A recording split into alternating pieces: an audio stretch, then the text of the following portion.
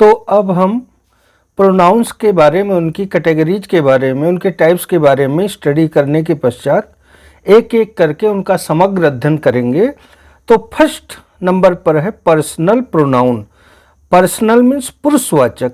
तो जैसे हिंदी संस्कृत में वैसे ही ठीक इंग्लिश में भी पर्सनल प्रोनाउन के 3 स्वरूप हैं, first person, second person, third person. तो फर्स्ट पर्सन में पर्सनल प्रोनाउन क्या है? आई, ये सिंगुलर नंबर में है और वी जो है प्लूरल नंबर में है। और ये बोलने वाला स्पीकर का भाव रहता है। जो स्पीकर होता है, कहने वाला जो होता है, बोलने वाला जो होता है, वो फर्स्ट पर्सन में होता है। तो आई, फिर से बता दें, आई जो है वो सिंगुलर नंबर में है, एक वचन में है, और वी बहुवचन में है। सेकंड पर्सन में ये जो यू है, यू एक वचन में भी होता है और यू बहुवचन में भी होता है। ये लिसनर होता है, ये सुनने वाला होता है। और तीसरा है थर्ड पर्सन, इसमें ही, सी, इट आता है। ये सिंगुलर नंबर में होता है और इसका बहुवचन होता है, प्लूरल नंबर होता है दे। और जिसके बारे में कुछ कहा जाता है, जिसके बारे में कुछ कहा जाए, वो थर्ड पर्सन में होता है। तो हमने एग्जाम्पल दिया है जो है आई एम ए टीचर। तो आई क्या है? फर्स्ट पर्सन है इस एग्जाम्पल में। You are a teacher, you क्या है? सेकंड पर्सन है। और फिर है ही टीचेज यू, वो आपको पढ़ाता है, तो इसमें ही क्या है? थर्ड पर्सन में है। अब हम पर्सनल प्रोनाउन से रिलेटेड उसके बारे में कुछ विशेष नियमों का अध्ययन करेंगे, कुछ विशेष रूल्स की स्टडी करेंगे, जिनके बेस पर, जिनके आधार पर कॉम्पिटिटिव एग्जाम में क्वेश्चन रेज किए जाते हैं, स्पॉटिंग द एरर्स में और विभिन्न टाइप्स के जो है रैपिड फिलर्स में। तो पहला रूल है, यदि किसी सेंटेंस में सब्जेक्ट के रूप में 2 या 2 से अधिक प्रोनाउन किसी कंजक्शन एंड, आर, एक्सेट्रा से जुड़कर प्रयुक्त हों तो वे नॉमिनेटिव केस में होते हैं। तो कहने का अर्थ क्या है? यदि किसी सेंटेंस में, जैसे सेंटेंस हमने लिखा है you and he were good friends, तो सब्जेक्ट के रूप में 2 या 2 से अधिक प्रोनाउन हो, यानी यहाँ यू भी है और यहाँ ही भी है, तो ये किसी कंजक्शन से जुड़े हों, एंड से जुड़े हुए हैं, तो ये कहा जा रहा है कि ये दोनों प्रोनाउन जो है नॉमिनेटिव केस में होंगे। नॉमिनेटिव केस हम पहले भी बता चुके हैं। तो जैसे you and he were good friends, तो यहाँ यू भी नॉमिनेटिव केस में, ये एनसी नॉमिनेटिव केस, और ही भी नॉमिनेटिव केस में है, और जो कि होना भी चाहिए। तो ये सेंटेंस राइट है। और अगर आपने लिख दिया यू एंड हिम, ही की बजाय हिम कर दिया, him were a good friend, तो ये गलत हो जाएगा। ये सेंटेंस जो है वो इसमें एरर आ जाएगी। तो फिर से बता दें हम आपको कि दोनों ही सब्जेक्ट जो है, और सब्जेक्ट क्या है? यदि वे प्रोनाउन हैं, अथवा एक जो है वो नाउन है, दूसरा प्रोनाउन है, इसको भी ध्यान में रखें। तो जो कि नाउन है उसमें तो नॉमिनेटिव केस का मतलब ही नहीं, वो ऑलरेडी है।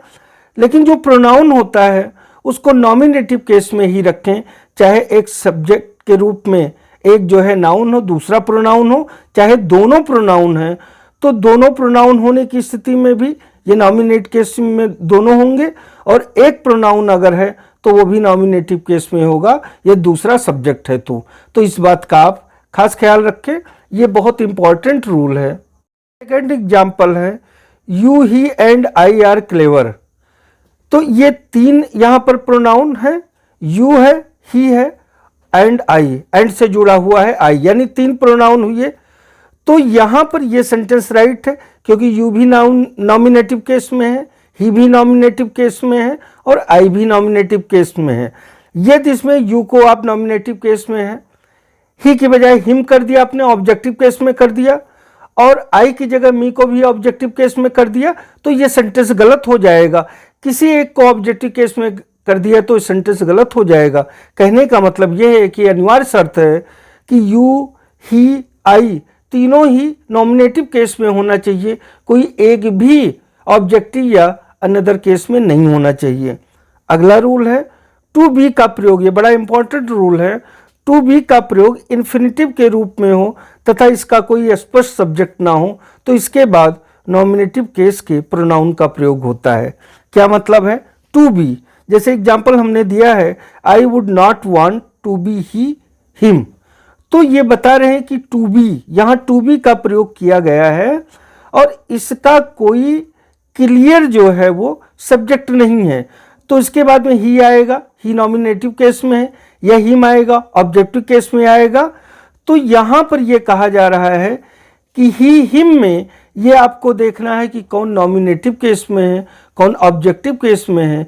तो हिम ऑब्जेक्टिव केस में है तो ऑब्जेक्टिव केस नहीं होगा, ही नॉमिनेटिव केस में है तो ही राइट है। तो यहाँ पर आप लिखेंगे I would not want to be he, ये नहीं लिखेंगे कि I would not want to be him, इसका आप ख्याल रखें। तो जो नियम हमने बताया, जिस रूल पर चर्चा हुई, उसका अपवाद भी है, इसको भी ध्यान में रखना है कि यदि टू बी का प्रयोग यदि इन्फिनिटिव के रूप में हो, कंडीशन है, तथा इसके पहले प्रयुक्त नाउन और प्रोनाउन ऑब्जेक्टिव केस में हो तो इसके बाद प्रयुक्त नाउन या प्रोनाउन ऑब्जेक्टिव केस में होगा। पहले के नियम में हमने बताया, मूल नियम में, कि ये नॉमिनेटिव केस में होगा, लेकिन इसको एक उदाहरण से हम समझते हैं। जैसे उदाहरण है, I know the man to be him, तो यहाँ पर जो मैन है ये क्या है? ऑब्जेक्ट है। क्या है ये? मैन जो है ऑब्जेक्टिव केस में है। तो ये बता रहे हैं कि और टू बी यहाँ पर है, तो टू बी के पहले यदि ऑब्जेक्टिव केस में है वो नाउन या प्रोनाउन, तो टू बी के बाद में जो प्रोनाउन है वो भी ऑब्जेक्टिव केस में होगा, नॉमिनेटिव केस में नहीं होगा। तो टू बी का प्रयोग यदि इन्फिनिटिव के रूप में हो, टू बी इन्फिनिटिव के रूप में आया है, इन्फिनिटिव की हम टॉपिक पर आने पर विशद चर्चा करेंगे, डिटेल से स्टडी करेंगे। यहाँ पर two plus first form of the verb infinitive कहलाता है, इतना ही जान लेने की जरूरत है। तो यहाँ पर टू बी इन्फिनिटिव के रूप में है, इसके पहले मैन आया है, मैन क्या है? नाउन है, किस केस में है? ऑब्जेक्टिव केस में है। तो ये कहा जा रहा है कि टू बी के बाद में जो प्रोनाउन आएगा, नाउन आएगा, तो यहाँ नाउन तो आया नहीं है, प्रोनाउन आया है, वो भी ऑब्जेक्टिव केस में होगा, नॉमिनेटिव केस में कतई नहीं होगा। तो इस तरीके से जो है वो ये हिम रहेगा, ये ऑब्जेक्टिव केस में है। अगर इसी को आपने लिख दिया I know the man to be he, तो ही क्या है? एनसी, एनसी का मतलब नॉमिनेटिव केस में है, ये सेंटेंस क्या होगा? रॉन्ग होगा और ऊपर वाला सेंटेंस राइट होगा।